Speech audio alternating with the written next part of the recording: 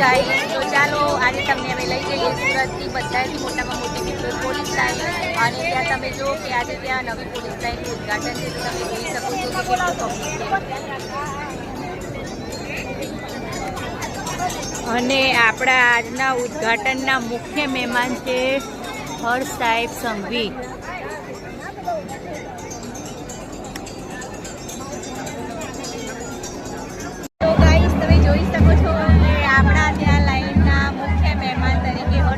ગુજરાત રાજ્યના નાયબ મુખ્યમંત્રી શ્રી પદે આરૂઢ માનનીય શ્રી હર્ષભાઈ સંઘવી સાહેબ આપ શ્રી અત્રે ઉપસ્થિત થઈ રહ્યા છો.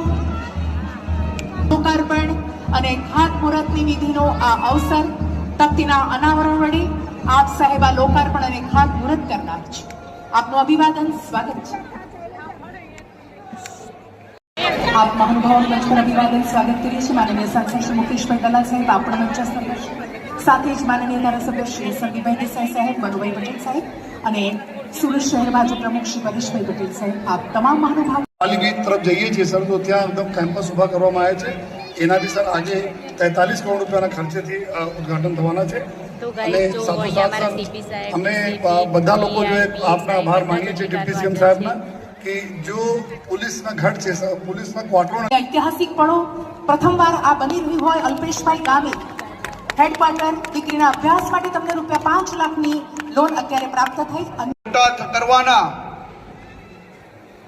એમની સમજણ, એમના વ્યવહારની અંદર કેટલો મોટો ભવિષ્યની અંદર અસર આવી શકે છે, એ બધા જ વિષયોને સમજીને તમે આજે જ્યારે ગૃહ પ્રવેશ કરી રહ્યા છો, ત્યારે હું માત્ર એટલું જ કહીશ કે આપ સૌને આ નવા ઘરમાં આપના બધા જ સપનાઓ સાકાર થાય, તમે તમારા પરિવારજનો જોડે ખૂબ સારું જીવન અહીંયા જીવી શકો તેવી શુભકામનાઓ હું આપવા. તો ગાઈઝ, હવે આપણે ચાલો આપણે જઈએ છીએ કે આપણી લાઇબ્રેરીનું ઉદ્ઘાટન ડીસીપી સાહેબ અને બીજા અધિકારીઓના હાથે થવા જઈ રહ્યું છે. એના માટે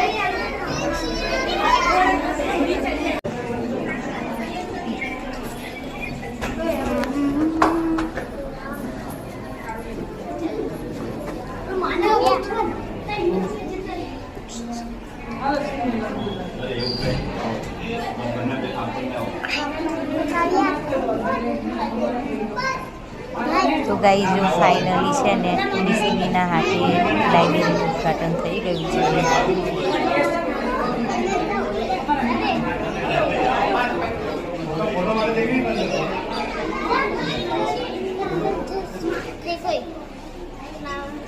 અને મેં પછી બધા અધિકારીઓ દ્વારા એમનું સ્વાગત કર્યું.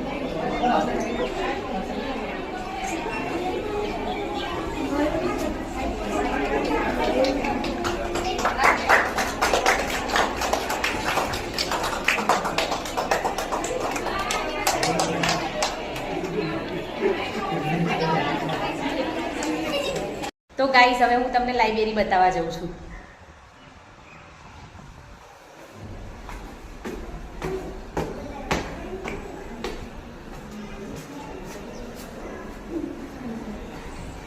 તો ગાઈઝ, ચાલો હું તમને આખી લાઇબ્રેરીની મુલાકાત કરાવું.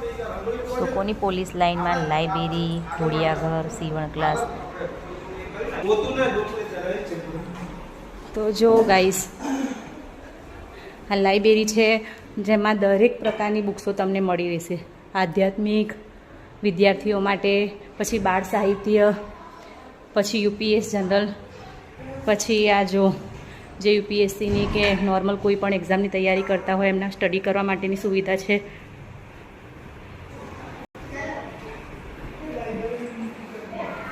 તો જો ગાઈઝ, અહીંયા ગુજરાતી સાહિત્યની પણ બુકો અવેલેબલ છે.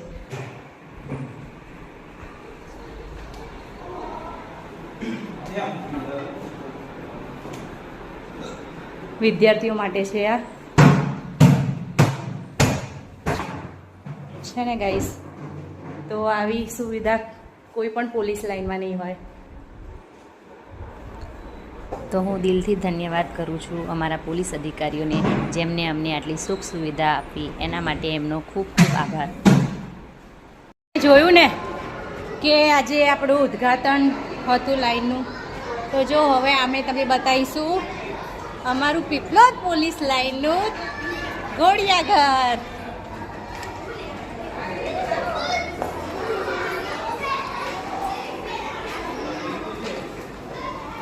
તો જો ગાઈસ, આ અમારી પોલીસ લાઈનનું ઘોડિયાઘર છે. જો કેવી ચહેલમેલ મચી છે છોકરાઓની.